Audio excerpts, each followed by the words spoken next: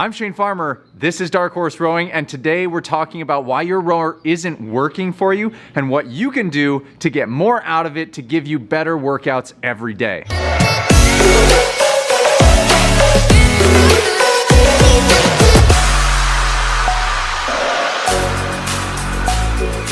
So today is all about getting you to feel it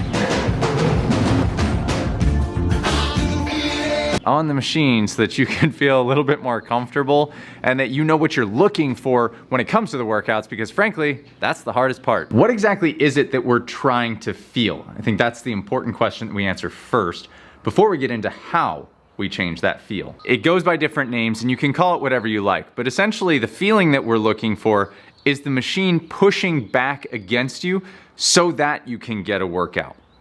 Now, why is that a problem if you're not feeling it? Number one, it's just plain frustrating. It can feel like you're dumping all of this work and energy into a movement that's giving you no workout in return, which can be kind of demoralizing. The second is that it's very hard to get a workout in when there's nothing resisting. Not only is it frustrating, but you're also just not getting a workout, and it can feel like, well, this machine just doesn't work for me. So in this video, we're going to fix that. Step one is getting your catch position dialed in, because by locking in the catch position, you're effectively ironing out the most important part of the stroke, which is the moment when you're going to create that tension or the resistance or the pushback or whatever you want to call it that we're talking about.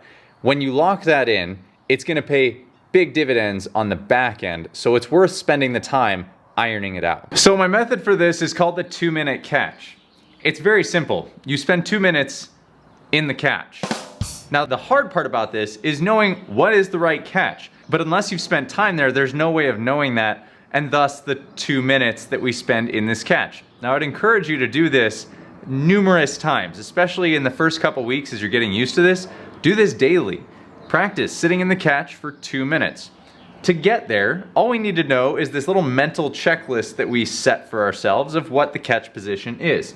It starts at the hands and works its way down your body to your feet, and you can remember it in that sense. So what does it look like in reality? Number one, hands nice and wide on the handle, but pinkies still on. Thumbs underneath the handle with a nice loose grip. Next, elbows extended. Next, shoulders reach. Then with the shoulders reach, roll them down and tighten your lats. Then leave your head and neck relaxed. Your back flat but neutral. Hips behind my shoulders so that I create a forward body angle. Then I want my knees tracking underneath my arms, not splaying out. Finally, my heels down. And from here, I compress as much as possible without breaking any of those positions. And then I'm going to gradually try and get deeper into that position without any deviations like knees splaying or rounding my spine. And I'm going to spend 2 minutes sitting here. That's going to get uncomfortable.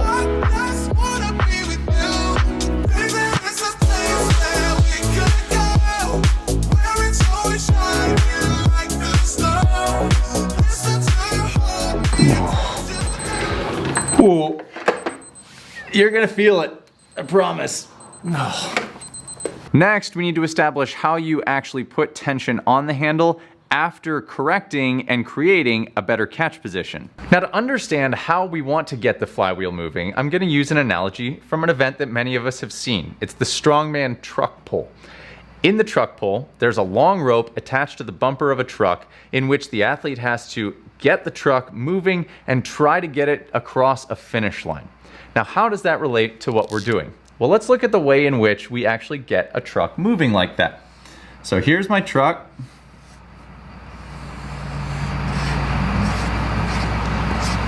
And on the front, I have a rope. Now I have my strongman here, and he needs to get this truck moving. How does he do that? Well, there's option one, which is grab the rope and just start running as fast as he can, hoping that when he gets to the end, he's going to be able to get the truck moving. But we all know what's going to happen in that instance. He's not heavier than the truck. Therefore, he does not have enough momentum going to be able to get this truck moving. So when he hits the end of the rope, he's going to go flying. Opposite end of the spectrum, he walks the rope out, he establishes tension, and he just kind of leans into it without adding much intensity. That same application is what's happening for a lot of people on the erg. When they go to take a stroke, they're either applying too much tension at the catch, they smash it, trying to put everything into the first couple inches, which is the equivalent of grabbing the rope and running with it, or they just don't put enough intensity into it. And that's what this video is covering a lot of, is how to help you establish better and more intensity and basically grab tension at the catch. So how do we actually get this truck moving? Well, you establish tension on the rope, you lean into it, and you have to grind to get the truck rolling its first inch. And from there, as soon as it's moving, you can accelerate it. The same applies to the stroke. We need to be quick and efficient at establishing tension. That's what this next drill is going to be about. And from there, we can accelerate and apply the rest of our force through the drive, and that is what creates the effective drive through the stroke, allowing us to get better workouts. That analogy is going to apply to the rower directly through the catch position and the speed at which we change directions. It's important that we are both quick but light at the catch, and that after we've established tension, we can then accelerate. So your goal is to spend as little static time in the catch as possible, because the more time you rest or stop or delay in the catch, the more time you and the flywheel are going to get further apart on speeds, and the more you're going to disconnect from the rhythm of the machine. So having a quick, efficient, light but effective catch is going to be very critical to getting a good stroke. To remedy the slow catch, we're going to use a drill called the top quarter drill. Now, the top quarter drill's purpose is to get you using your legs to both teach you to accelerate, as well as how to properly engage the tension or the handle and the chain, instead of either ends of the spectrum, which would be smashing it with too much power or not being fast enough to establish tension. So it brings you right in the sweet spot. In order to run the top quarter drill, you'll strap into the machine, grab your handle, and set up at the catch. All you're going to do is take practice strokes with good position now that we've practiced the catch, and you're just going to catch over and over and over, essentially repeating the top quarter of the stroke, or the front quarter of the stroke.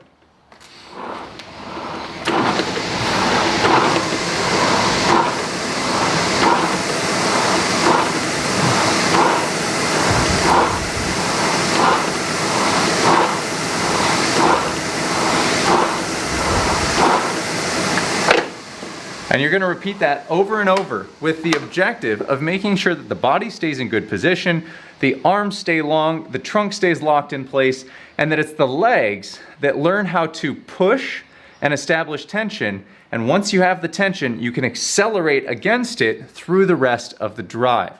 Now, what I would encourage you to do for practice purposes is handle this in about loads of 20 strokes or groups of 20 strokes. So perhaps think before a workout, 3 sets of 20 strokes is a good way to prime the pump, to be fast and quick and connected at the catch. Paired together, these two drills or workouts or whatever you consider them are going to create a greater understanding of how you apply your body to the machine to make the machine work for you. But go test these out, because without integrating them into your regular practice, you'll find that the knowledge isn't worth very much. It's about creating new positions and new habits with your body. In order to enact that, you need to be regularly practicing these drills so that they become second nature for your body, as opposed to trying to recall every time you're in the middle of a workout. Make it second nature for you, and put these into practice a lot really early on in your learning process. Dark Horses, as always, thank you so much for coming and watching this video. I love you all. I honestly mean that from the bottom of my heart. All of you that consider yourself Dark Horses, that are doing the work every day, putting it in,